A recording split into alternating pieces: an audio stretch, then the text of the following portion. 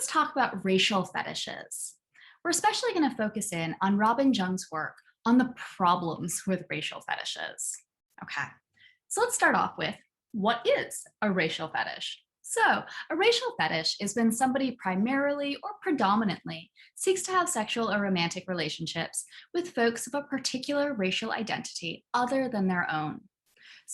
If somebody is white and they have a racial fetish, they might want to primarily date folks who are Latinx. Or if somebody is Black, they might only want to date folks who are Indigenous, for example.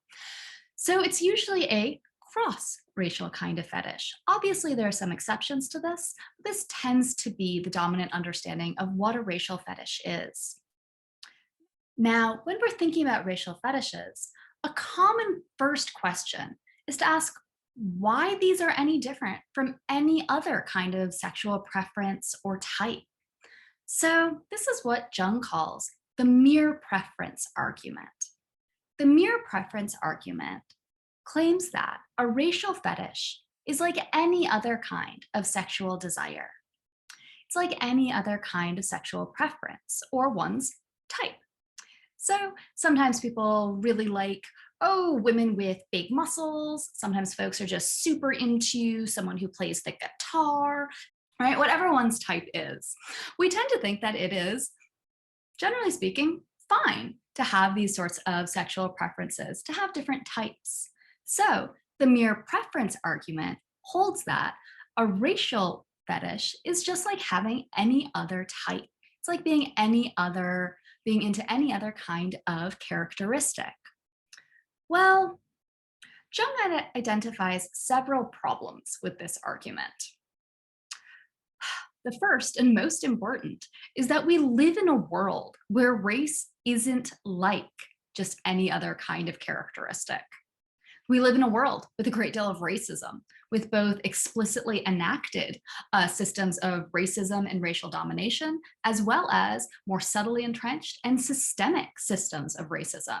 We live in a world with a history of imperialism and colonization, where it is still not the case, and is nowhere close to being the case, that folks of all racialized identities have equal access to not only rights and protections, but also to social recognition and support in the ways that privileged, generally white folks have access to.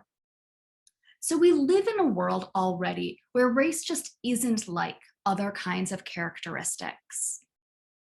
So that's one reason why racial fetishes are distinct from other kinds of types.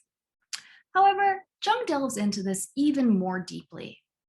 So first of all, she identifies the ways in which racial fetishes treat the targets as being what she terms fungible or interchangeable.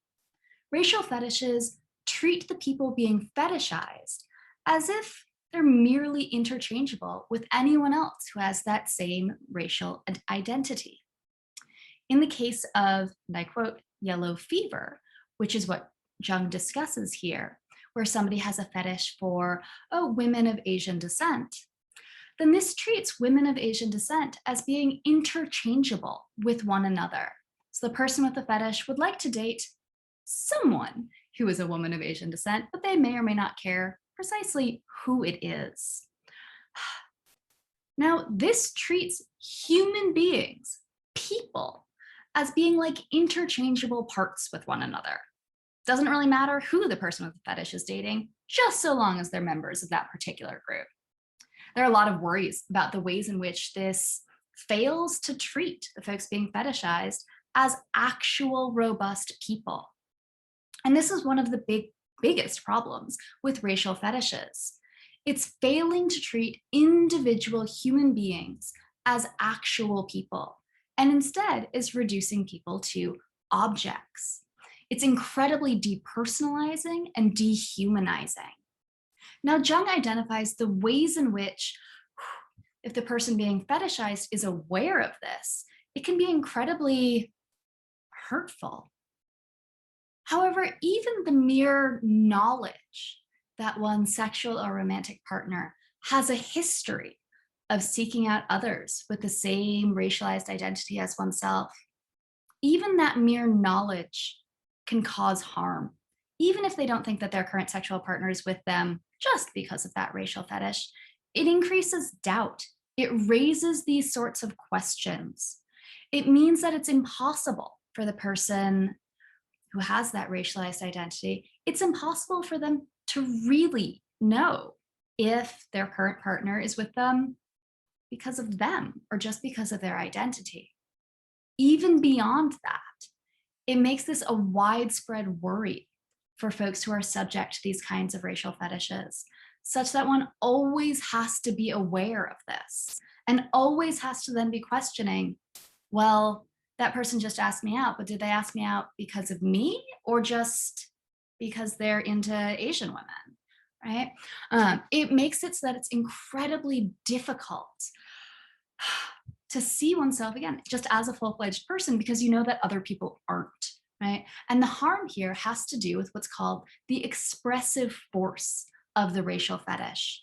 The problem with the racial fetish is the ways in which it forces the targets of that fetish to start to have to wonder why it is that their, either current partner or partners or folks they might go on to date later are choosing to be with them. And this is particularly destabilizing in the context of romantic or intimate relationships, when the entire point of these kinds of intimate relationships is that they're based on the intimacy between those specific people. We think that love is something that is directed at a person in virtue of them as a person, right? Love isn't something that, could easily be transferred over onto somebody else. If someone says, I really love my dog Fluffy, and you say, oh, well, there's another dog over there. You should love that one just the same. We tend to think that that's a really bizarre response. Similarly, if someone says, I love you, a really strange response is, oh, well, do you love that random stranger across the street in the same way? Right? Generally, the answer is no, because that's not how love works. It's particular, it's indexed to the individual. So in the context of racial fetishes, one of the things that this does is that it fucks with the whole system of intimacy and love and care that is indexed to a specific person.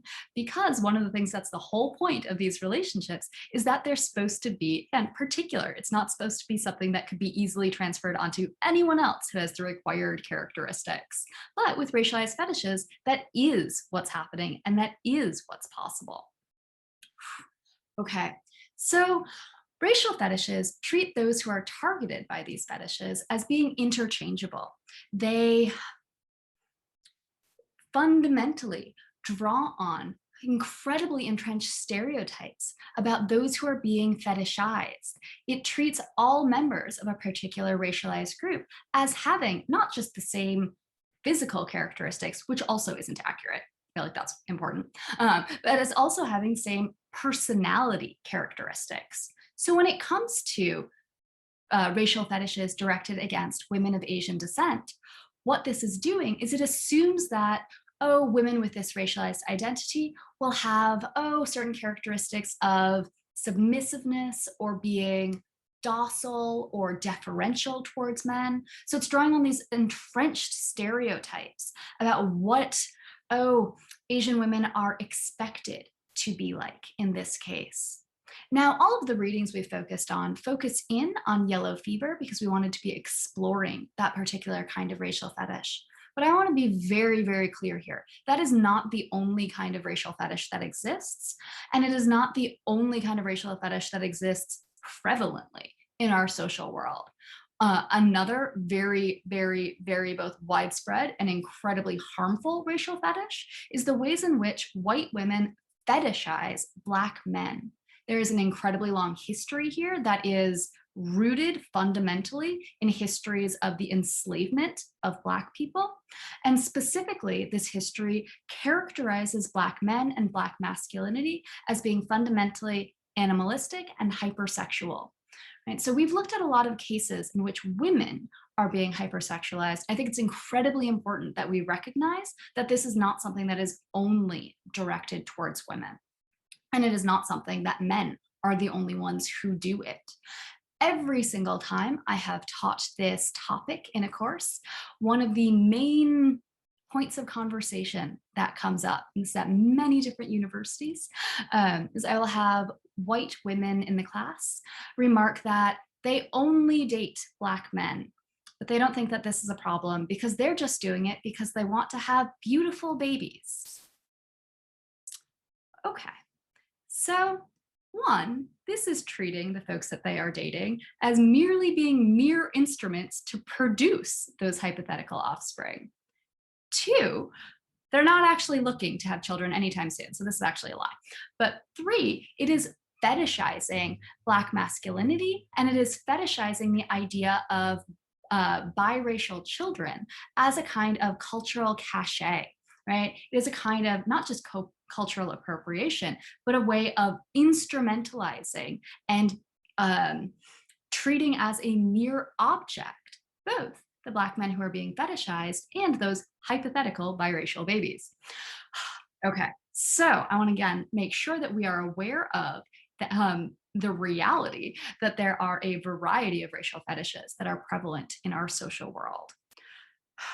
Okay, so as we continue to think about racial fetishes, people often ask, well, where are these coming from? They are coming from a variety of different sources, both connected to these deep-seated stereotypes that characterize folks of different racialized identities as having those kind of monolithic characteristics. So in the case of women of Asian descent, the assumption is that everyone will be deferential or submissive. In the case of Black masculinity and Black men, the assumption is that Black men will be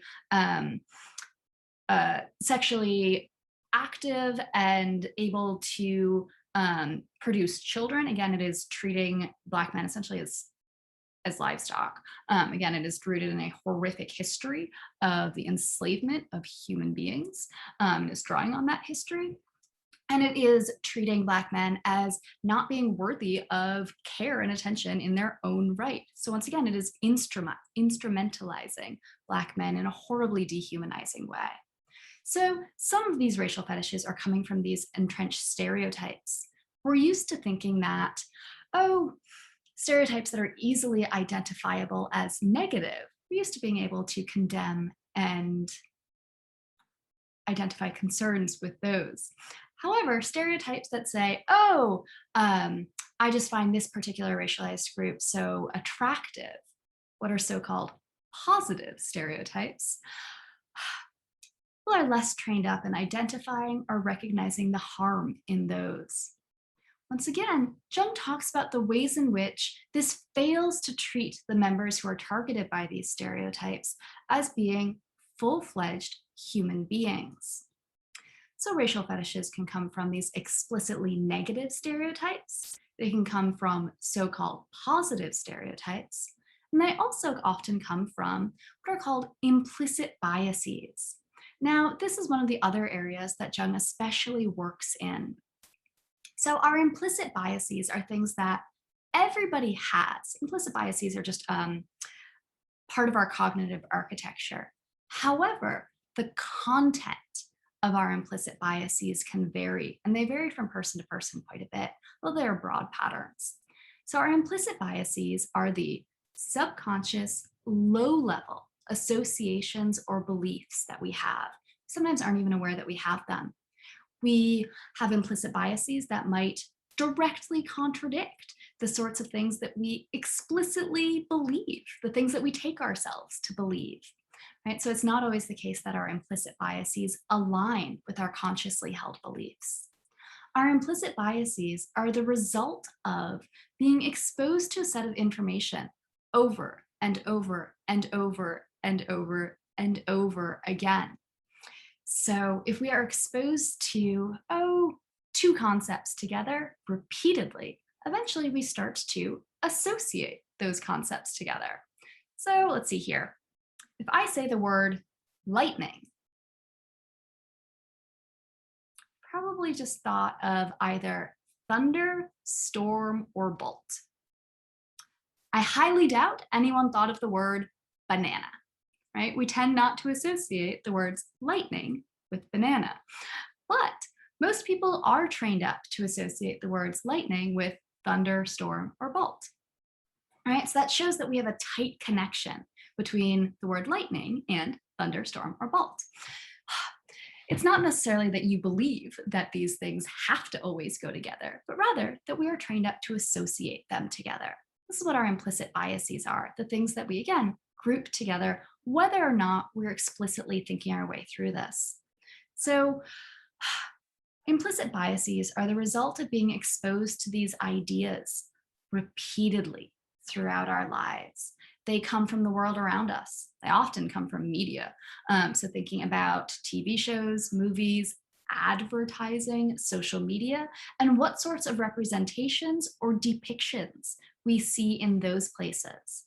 We might especially think about the ways in which different bodies and identities are held up as being sexually desirable or not. The ways in which certain racialized identities are also held up as being, characterized according to these stereotypical associations.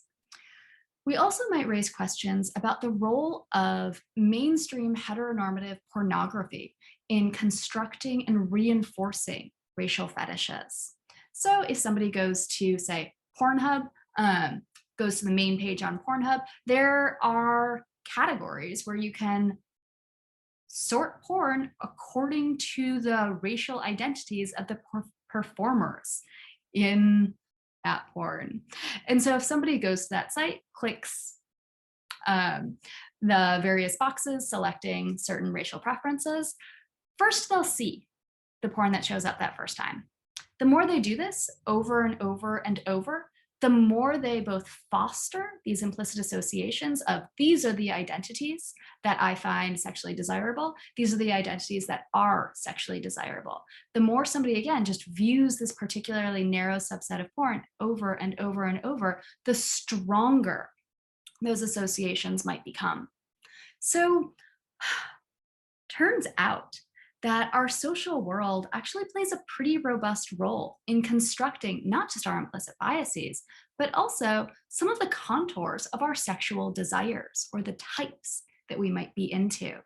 So while sexual orientation is not something that can be simply changed, some people do have sexual orientations that might shift throughout their life, or they might figure out new information about their sexual orientation as they go through life. It's not the case that someone can just say, oh, I'm going to change my sexual orientation. It's something different now.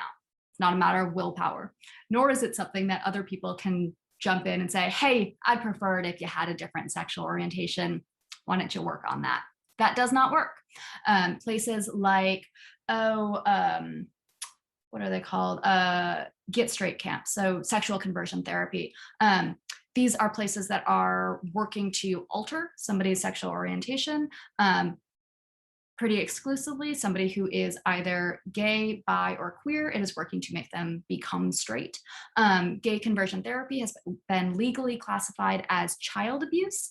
In last I checked, I believe it was 17 states, because it is classified again as simply torturing children, right? It is using physical punishment and different kinds of, again, it's legally classified as child abuse, and it has never been proven to be effective. So we cannot use external stimulus. We cannot have somebody just come in and change a person's sexual orientation. However, there is, again, important ways in which our world can slightly shape the kinds of sexual preferences that we might have. So I want to make sure we draw those two things apart because they're importantly different from one another. Sexual orientation is not the same thing as one's type or what sexual preferences one has. Okay, so our sexual preferences are at least somewhat malleable, and they're at least somewhat malleable in ways that we actually might be able to control or intervene on.